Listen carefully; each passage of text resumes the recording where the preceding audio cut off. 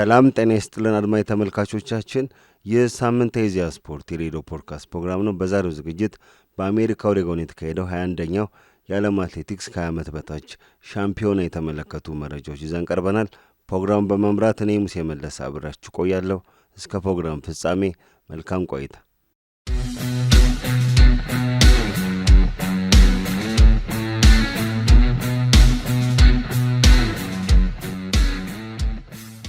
አንደኛው የዓለም አትሌቲክስ ከ20 ዓመት በታች ሻምፒዮና በአሜሪካ ከሐምሌ 29 አንስቶ ሲካሄድ ቆይቶ ትላንትና ከእኩለ ሌሊት በኋላ ፍጻሜውን አግኝቷል።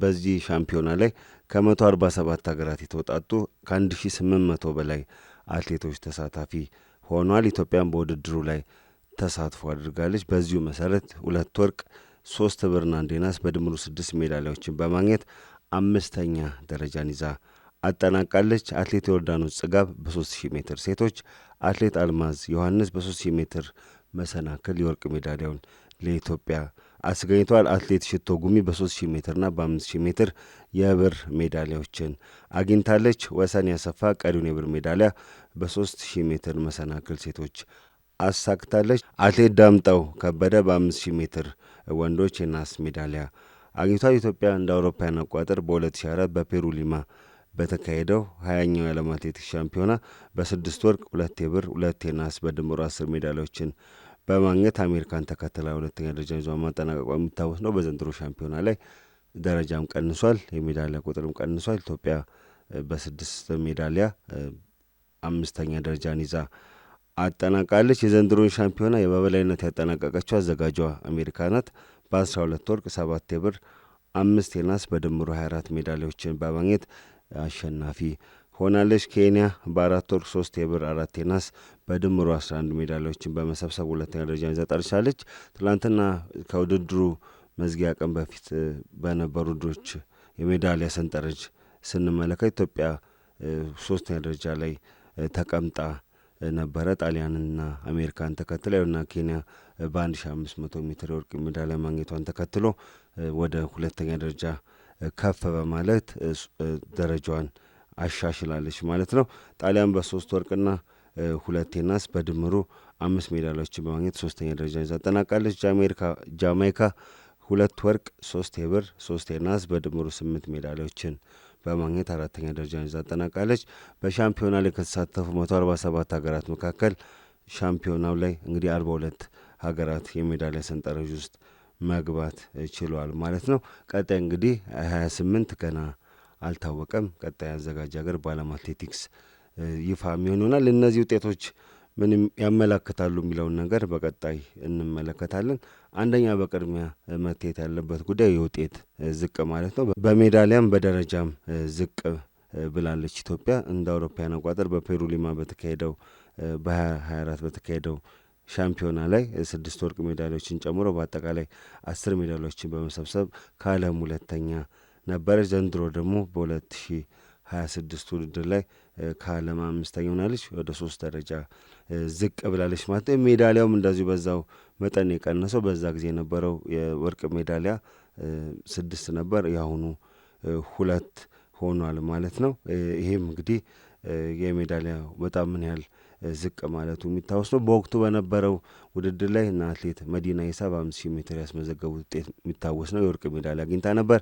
አትሌት ሲምቦ አለማየሁ በ3000 ሜትር መሰናክል የሻምፒዮንሺፕ ሪከርድ ክብረ ወሰኑላ በመስፈር ያሸነፈችበት ሁኔታ የሚታወስ ነበረ።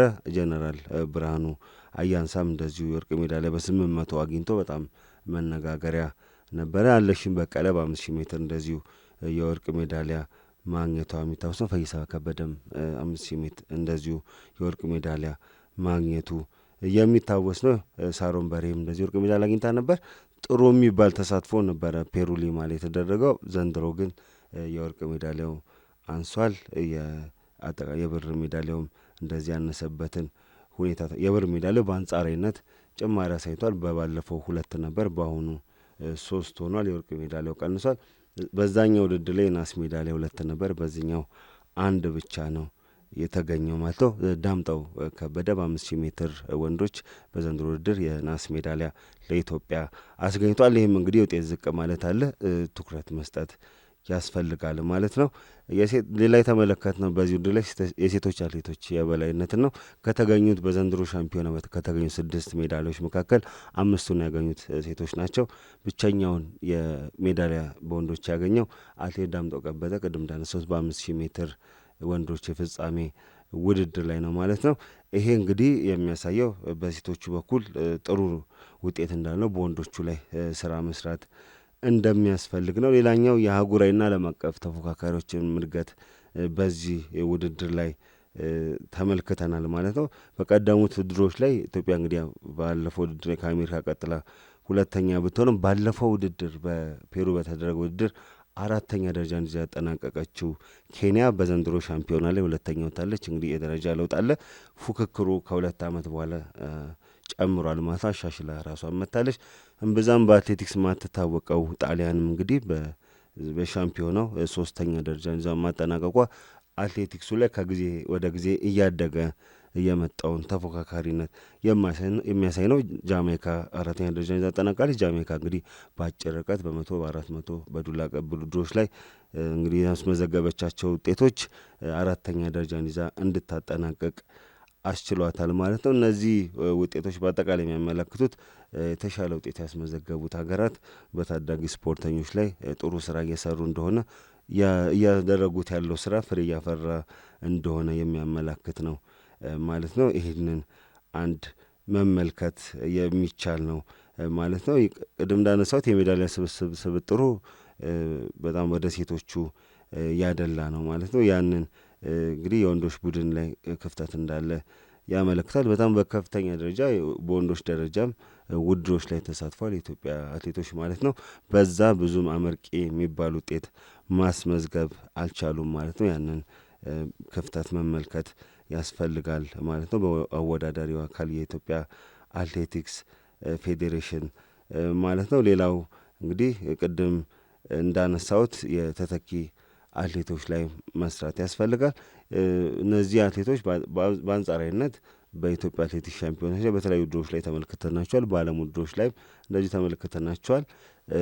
ትራንዚሽኑ በጣም እነዚህ ታዳጊ አትሌቶችን ከመተካት አኳያ አሁንም ስራ መስራት እንደሚጠይቅ የዘንድሮ ሻምፒዮና በግልጽ አመላክቷል ማለት ነው። እንደዚህ ታዳጊ ብሔራዊ ቡድኖች በወንድም በሴትም ያሉ ብሔራዊ ቡድኖች ለዋናው ሲኒየር ቲም ለሚባለው መጋቢ በመሆናቸው እዚህ ላይ የሚታየው የውጤት ማነስ የውጤት መቀነስ በዋናው የኢትዮጵያ አትሌቲክስ ብሔራዊ ቡድን ላይ የራሱ የሆነ ተጽዕኖ ሊኖረው ይችላል። በዓለም ሻምፒዮናዎች ላይም ደግሞ የኢትዮጵያን ድርሻ የሜዳሊያ ድርሻ የውጤት ድርሻም ሊቀንሰው የሚችል ነገር ስለሆነ የሰክሴሽን ፕላኒንግ ላይ የሜዳሊያ የተተኪ አትሌቶች ዝግጅት ላይ ከወዲሁ መስራት ያስፈልጋል ማለት ነው። ሌላኛው እንግዲህ የወንዶች አትሌቲክስ ላይ የተነሳውን ነገር በመቅረፍ በታዳጊ ፕሮጀክቶች ክልሎች ላይ ከተማ አስተዳደሮች ላይ የምልመላ ስርዓትን ማጠናገር የታዳጊ ፕሮጀክቶችን እንደገና መቃኘት መገምገም ያስፈልጋል። የሳይንሳዊ ስልጠና ዘዴዎችን መከተል ያስፈልጋል። እየተከተለ አይደለም ባይባልም ደግሞ ይህን ዘዴ ማጠናከር ይገባል። የውድድር አማራጮችን እንደዚሁ ማስተካከል ወይም አማራጩን ማስፋት ይገባል። ሌላኛው የውድድር ስልትና የፍጥነት እነዚህ የተለያዩ ቴክኒኮችንም ስልጠና ማስፋት ያስፈልጋል። በአሁኑ ሰዓት የዓለም አትሌቲክስ ውድድሮች አድማጭ ተመልካቾቻችን ከፍተኛ ፍጥነት የሚጠይቁ ናቸው። በመጨረሻዎቹ 100 ሜትር ስፕሪንት አድርጎ ወይም ኪክ የሚባለው ወይም አጨራረስ ላይ መጨረሻ ዙር ላይ ፍጥነትን በፍጥነት መጨረስ ማሸነፍ የሚቻልበት ደረጃ ላይ ተደርሷል። ያንን ቴክኒክ ብቃት የስፒድ ኢንዱራንስ የሚባለውን ላይ መስራት እንደሚያስፈልግ ተመልክተናል። በአጨራረስ ላይ የተመለከትናቸው ድክመቶች አሉ። እነዛን ድክመቶች አርሞ በቀጣይ ውድድሮች ላይ የተሻለ ነገር ለማምጣት ከወዲሁ መስራት ይገባል ማለት ነው። የፍጥነት አቅምን የሚያሳድጉ የታክቲክ ስልጠናዎች፣ የአካል ብቃት ስልጠናዎች ከወዲሁ ያስፈልጋሉ ማለት ነው። የመጨረሻው ዙር ላይ በተለይ ደግሞ የመጨረሻዎቹ 50 ሜትር 100 ሜትር ላይ ፍጥነትን ቀይሮ በመውጣት ልክ ምሩጽ ይፍጠር ማርሽ ቀያሪ እንደሚባለው በመጨረሻዎቹ ሜትሮች ላይ ፍጥነት መጨመር ላይ የኢትዮጵያ አትሌቶች በሻምፒዮና ላይ የሚጎላቸው ነገር እንዳለ ተመልክተናል። እሱን አርሞ መሄድ ያስፈልጋል። ሌላኛው እንግዲህ ከስነ ምግብ ጋር በተያያዘ ያለውን ነገር ኒውትሪሽን ጋር በተያያዘ ነገር ሳይንሳዊውን ነገር እሱንም መመልከት ያስፈልጋል ማለት ነው። እነዚህን ማስተካከል ከተቻለ ጥሩ ውጤት ማስመዝገብ ይቻላል። ሌላኛው ሊነሳ የሚችለው ጉዳይ በዚህ ሻምፒዮና ላይ የተመለከትነው ነገር በተለያዩ ውድድሮች ላይ ኢትዮጵያ የውድድር አማራጮቿን አስፍታ ለመምጣቷ ነው። በተወሰኑ ውድድሮች ላይ በ3000 ሜትር በ5000 ሜትር ውድድሮች ላይ የተሳተፈችው በሌሎቹ በ800 ተሳትፎ ብታደርግም ከማጣሪያዎቹ ውድድሮች በብዛት ያለፉ አትሌቶች የሉም። እነዚህን የውድድር አማራጮች ማስፋት ያስፈልጋል። በየዓመቱ በኢትዮጵያ የሚደረግ የሜዳ ተግባራት አትሌቲክስ የረጅም መካከለኛ ርቀት የሜዳ ተግባራት ውድድር አለ። እነዚህ ከሱሉዝ ላይ የጦር ውርወራ የተለያዩ የስፖርት አይነቶች የአትሌቲክስ ስፖርት አይነቶች ላይ የሚደረጉ ውድድሮች ላይ የሚሳተፉ አትሌቶች አሉ። እነዛ በተቻለ መጠን ሚኒማ እንዳሟሉ በማድረግ የውድድር አማራጭ ማብዛት የውድድር አማራጭ ደግሞ ማብዛት ከተቻለ በዛው ደረጃ ደግሞ የሜዳሊያውም ውጤት ሊሻሻልበት የሚችልበት ነገር ሊኖር ይገባል ማለት ነው። ሌላኛው እንግዲህ ለውድድር ስነ ልቦና ራሴ ሳይኮሎጂካል ዝግጅቱንም እንደዚሁ ማጠናከር ያስፈልጋል። እነዚህ ታዳጊ አትሌቶች ናቸው። የአእምሮ ዝግጅት የስነ ልቦና ዝግጅት ላይ የአእምሮ ሜንታል ኮንዲሽኒንግ ላይ መስራት ያስፈልጋል ማለት ነው። እዚህ ላይ የሳይካትሪ ባለሙያ የስነ ልቦና ባለሙያዎችን ከቲሙ ጋር ይዘው በመሄድ እንዲሁም እዚሁ በሀገር ውስጥ ልምምድ በሚያደርጉበት ወቅት ያንን በማድረግ የአትሌቶችን በቀጣይ ውድድሮች ላይ በታዳጊዎችም በአዋቂዎችም ውድድር ላይ ማድረግ ያስፈልጋል። ሌላ ምልመላ አማራጮችን ማስፋት ነው። ውስን የሆኑ ታለንት ኤሪያዎች ላይ ብቻ ከማተኮር ይልቅ በተለያዩ ታለንት ኤሪያ አትሌቲክሱ ላይ ጥሩ ብቃት አላቸው ተብሎ የሚሳተፉ የሚታዩ ቦታዎችን ላይ አሰሳ በማድረግ አትሌቶችን መመልመል ይገባል። ያ ደግሞ የአትሌቶችን የማግኘት እድልን የበለጠ እያሰፋው ይመጣል። በአጭር ርቀት፣ በመካከለኛ ርቀት፣ በጦር ውርወራ፣ በተለያዩ በሱሉዙ ላይ ምርኩዝ ላይ ከፍታ ዝላይ በእነዚህ አይነት በተለያዩ ሜዳ ተግባራት ውድድሮች ላይ በአጭርም በመካከለኛም በረጅም ርቀት ላይ የትኛው አካባቢ ላይ ፖቴንሻል ኤሪያ አለ፣ የትኞቹ አትሌቶች ላይ ለአጭር ርቀት ይሆናሉ የሚለውም በተለያየ በየቦታው እንደየታለንት ኤሪያው በመለየት እዛ ላይም በደንብ መስራት ያስፈልጋል። እነዚህ ታዳጊዎች ላይ ፕሮጀክቱ ብቻ መኖሩ ቀርጾ ወደ ተግባራ ማስገባት ብቻ ሳይሆን ታለንት ኤሪያ ላይ መስራት ያስፈልጋል። ይህን ታለንት ኤሪያ ስኮፑን የማስፋት ስራ በቀጣይ መስራት ይገባል ማለት የታዳጊዎች ፕሮጀክትና አካዳሚዎች ላይ መስራት ይገባል። በርካታ እንደነ ጥሩነሽ ዲባባ ያሉ የኢትዮጵያ ስፖርት አካዳሚ የተለያዩ አሉ። እንግዲህ የደራርቱ ቱሉም እንደዚህ መሰልጠኛ የተለያዩ አትሌቲክ መሰልጠኛ ማዕከላት አሉ። እነዛ ላይ እየመጡ ያሉ አትሌቶች እንግዲህ ምን ያህል ውጤታማ ናቸው የሚለውን ነገር አትሌቲክስ ፌዴሬሽን፣ የባህልና ስፖርት ሚኒስቴር የሚመለከታቸው ባለድርሻ አካላት በጥልቅ መመልከት ይኖርባቸዋል ማለት ነው። ከአትሌቶች በተጨማሪም በእያንዳንዱ የአትሌቲክስ የውድድር አይነት ውስጥም ምን ያህል በቂ አሰልጣኞች ብቃት ያላቸው አሰልጣኞች ያሉ የሚለውም ነገር እሱንም በጥልቀት መመልከት ያሻል ማለት ነው። እነዚህ ያሉ የአትሌቲክስ ማሰልጠኛ ማዕከላት የሚከተሏቸው የአሰራር ዘዴዎች፣ የስልጠና ዘዴዎች ዘመኑን የዋጁ የስልጠና ዘዴዎች ናቸው። የታዳጊ ፕሮጀክት ስልጠና አሰራርን የተከተሉ ናቸው የሚለውን ነገር በጥልቀት መመልከት ይገባል ማለት ነው። ያንን ማድረግ ከተቻለ በቀጣይ ውጤቱን ማሻሻል ይገባል። ሌላኛው እንግዲህ ከእድሜ ጋር በተያያዘ የሚነሱ ነገሮች አሉ። በዓለም አትሌቲክስ ውስጥ አሁን የተነሳው ነገሮች ካሉ አበረታች ቅመሞችን ከመጠቀም ባለፈ በአሁኑ ሰዓት በዋዳም በዓለም አቀፉ ጸረ አበረታች ቅመሞች የሚነሳው ነገር የእድሜ ዶፒንግን የእድሜ ማጭበርበር ነው። የእድሜ ጉዳይ ሊታይ ይገባል። በተለያዩ ማህበራዊ ሚዲያዎች ላይ ለመመልከትም እንደቻልኩት አትሌቶቹ አንዳንዶቹ አትሌቶች ከዓመት በታች ናቸው የሚል ጥያቄም ሲያስነሳ ነበረ። ከዚህ ከእድሜ ጋር በተያዙ ነገሮችን በይማራዊ ምርመራ በተለያዩ እድሜያቸውን ሊለዩ በፓስፖርት በተለያዩ አማራጮች ዲቴክት በማድረግ ትክክለኛ አትሌቶች በዛ ውድድር ላይ መሳተፋቸውን ማረጋገጥ ይገባል። ያ አዎንታዊ የሆነ አትሌቲክስ እድገት እንዲመጣ ያደርጋል። ያም ደግሞ በቀጣይ ያለውን ወደ ላይ ያለውን የሲኒየር ቲም ለመመገብ ጥሩ መደላድል ሊፈጥር ይችላል ማለት ነው። ሌላኛው የስፖርት መሰረተ ልማት ላይ መስራት ነው። የተለያዩ አትሌቲክስ ማሰልጠኛ አቅሙ ስፍራዎች እንዳሉ ሁሉ ደግሞ የአትሌቲክስ ማሰልጠኛ ቦታዎችን የበለጠ ማስፋት ይገባል። ለታዳጊ አትሌቶች ስልጠና የሚበጀተውን በጀት እንደዚሁ ማሳደግ ይገባል። ለእነዚህ እንግዲህ ስፖንሰርሺፕ አማራጮችን መፈለግ ሊሆን ይችላል። የፋይናንስ ድጋፎችን ከተለያዩ ባለድርሻ አካላት መፈለግ ሊሆን ይችላል። አትሌቲክስ በኢትዮጵያ ደረጃ ለረጅም ጊዜ በጣም ይሄ ትራዲሽናል የሚባል ስፖርት ነው። በኢትዮጵያ ሕዝብ ውስጥ ሰፊ ተቀባይነት ያለው ሕዝባዊ መሰረት ያለው ውድድር ከመሆኑ አንጻር ያንን ሕዝባዊ ተቀባይነቱን ያንን ቅቡልነቱን በመጠቀም ሞር የታዳጊ አትሌቶች ላይ ያለውን የፕሮጀክት ፋይናንስ ማሳደግ ይገባል። የስፖንሰርሺፕ አማራጮችን አሟጦ መጠቀም ይገባል ማለት ነው። በታዳጊ ውድድሮች ላይ የሚደረጉ የውድድር አይነቶችን ማስፋት ውድድሮች ይደረጋሉ በየአመቱ።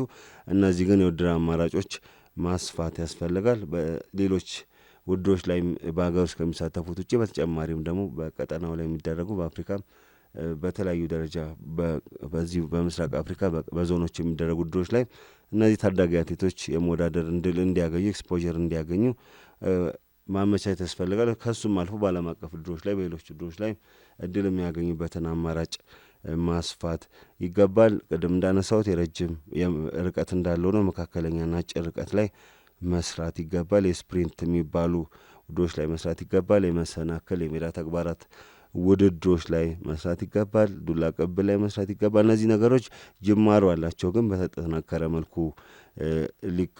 ሊቀጥል የሚገባው ነው ማለት ነው። ተሞክሮ ልውውጥ የልምድ ልውውጥ ማድረግ ይገባል ከሌሎች የዓለም ሀገራት ጋር በአጭር ርቀት በሜዳ ውድድሮች ላይ በተለያዩ ውድድሮች ላይ ከሚሰሩ ታዋቂ አሰልጣኞች ጋር ቴክኒክ ባለሙያዎች ጋር መስራት ይገባል ማለት ነው። በተለይ በአጭር ርቀት ላይ በአውሮፓና አሜሪካ ያሉ ቴክኒክ ባለሙያዎች አሰልጣኞችን ልምድ እንዲያካፍሉ ማድረግ፣ በእነዛ ስልጠናዎች ላይ መሳተፍ፣ አትሌቶች ልምድ እንዲያገኙ ማድረግ፣ አሰልጣኞች ብቁ እንዲሆኑ ማድረግ፣ ከሀገራት ጋር አትሌቲክስ ፌዴሬሽኑ ፓርትነርሺፕ በመፍጠር አጋርነት በመፍጠር የልምድ ልውጦችን ማስፋት፣ የተለያዩ ታዋቂ አሰልጣኞችን ከውጭ በማምጣት የኢትዮጵያን የአትሌቲክስ አሰልጣኞች አቅም መገንባት፣ ዘመኑ ያጀ ብቃት እንዲኖራቸው ማድረግ አንዱ ልምድ ልውውጥ እንዲኖር ካቻ የአትሌቲክስ ፌዴሬሽኖች ጋር የኢትዮጵያ አትሌቲክስ ፌዴሬሽን በትብብር መስራት ይገባል። በኢትዮጵያ እግር ኳስ ፌዴሬሽን እንደምናነሳው ጥሩ ነገር ከተለያዩ አቻ የአፍሪካ ሌሎች ዓለም ሀገራት እግር ኳስ ፌዴሬሽኖች ወይም ማህበራት ጋር እንደሚያደርጋቸው ትብብሮች የአትሌቲክስ ፌዴሬሽኑም እንደዚህ አይነት ትብብሮችን በመፍጠር ልምድ ልውውጥ ላይ መስራት ይገባል ማለት ነው። ቅድም እንዳነሳት የወንዶች አትሌቲክስ ላይ በታዳጊ የታየውን ክፍተት ከወዲሁ በማየት ልዩ ትኩረት መስጠት ያስፈልጋል። እዛ ላይ መስራት ያስፈልጋል ማለት ነው። በዘላቂነት ሁኔታ ችግሩ ምንድን ነው ብሎ ጥናት በማድረግ እንግዲህ መፍትሄ መፈለግ ይበጃል ማለት ነው። ከፊትም ሌላ ውድድሮች ስለሚኖሩ ማለት ነው።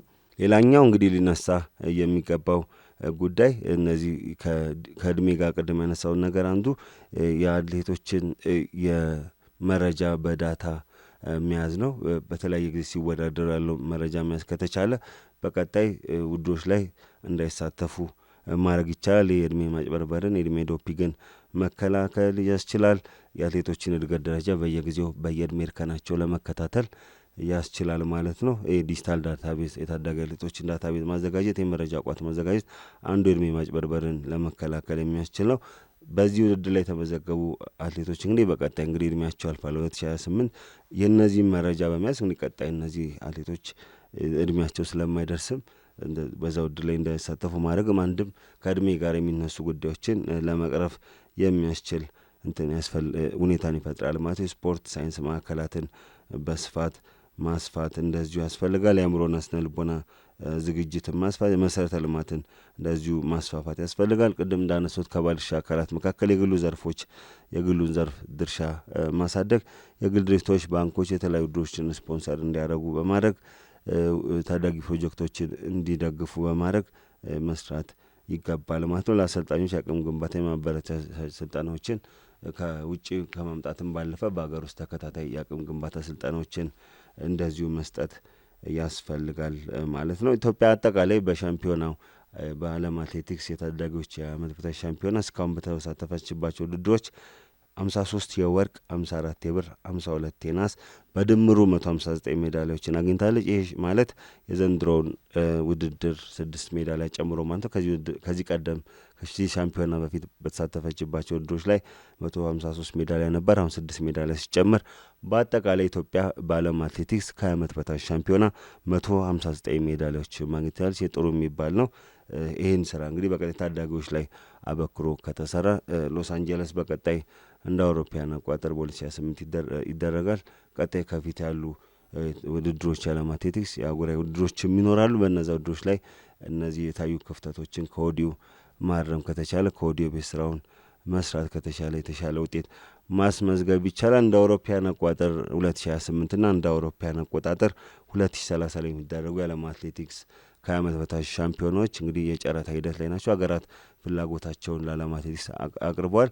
በቀጣይ ጊዜያት የዓለም አትሌቲክስ የቀጣዮቹን የዓለም አትሌቲክስ የታዳጊ ሻምፒዮናዎች አዘጋጅ ሀገራት ይፋ ያደርጋል። እሱም መረጃ ተከታትለን በስፋት የምናቀርብላችሁ ይሆናል። አድማጭ ተመልካቾቻችን የዛሬው የኢዜአ ስፖርት የሬዲዮ ፖድካስት ፕሮግራሜን ይመስል ነበረ። ሳምንት በሌላ ፕሮግራም እስከምንገናኝ እስከ ሳምንት ቸርን ሰንብት።